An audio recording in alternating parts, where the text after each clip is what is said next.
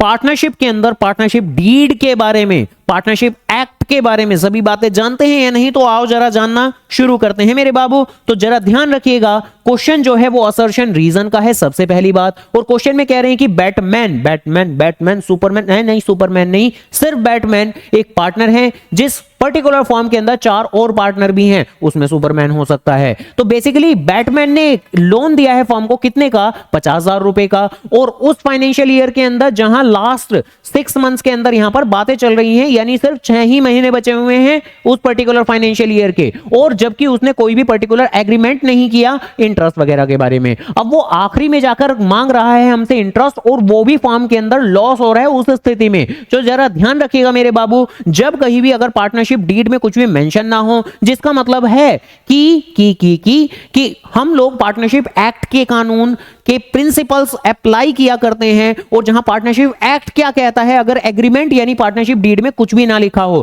तो ध्यान रखिएगा कि 50,000 रुपए का जो लोन है, एक्ट कहता है कि उसके ऊपर फिर भी स्टिल चाहे प्रॉफिट हो लॉस हो, इंटरेस्ट ऑन पार्टनर्स लोन जरूर हम लोग देंगे। कितने के हिसाब से? 6% के हिसाब से। लेकिन यहां पर भी एक छोटा सा ट्विस्ट, देखिए 50,000 के ऊपर 6% निकल के आता है 3,000 रुपए, और वो पर्टिकुलर पार्टनर 3,000 रुपए ही मांग रहा है। तो ऊपर ऊपर से देखें तो बात बिल्कुल सच्ची और अच्छी लग रही है बैटमैन की, बट बैटमैन भी कभी कभी गलत होता है। तो ध्यान रखिएगा, ये इस पर्टिकुलर फाइनेंशियल ईयर में सिर्फ 6 ही महीने बचे हुए हैं, तो उस हिसाब से आपको 6 के प्रोपोर्शनेट भी करना है, जिसकी वजह से आपका आंसर 3000 नहीं बल्कि 1500 बन जाता है। तो देखिए अगर 1500 के बराबर वो इंटरेस्ट मांगता तो उसकी बात जायज होती, लेकिन फिलहाल वो 3,000 रुपए मांग रहा है, तो इनकी ये जो रिक्वायरमेंट है ये आपकी गलत है, बिल्कुल गलत है। तो असर्शन बेशक गलत हो जाता है, हालांकि रीजन में जो बात लिखी है कि अगर कोई एग्रीमेंट नहीं है तो हमारी डीड में अगर कोई भी बातें नहीं है तो प्रोविजन ऑफ पार्टनरशिप एक्ट हमारे अप्लाई हो जाते हैं। तो ये बिल्कुल सच्ची अच्छी बातें लिखी हुई हैं, जिसको हमने शुरुआत में बोला भी था कि 6% के हिसाब से जरूर इंटरेस्ट हम लोगों को देना है।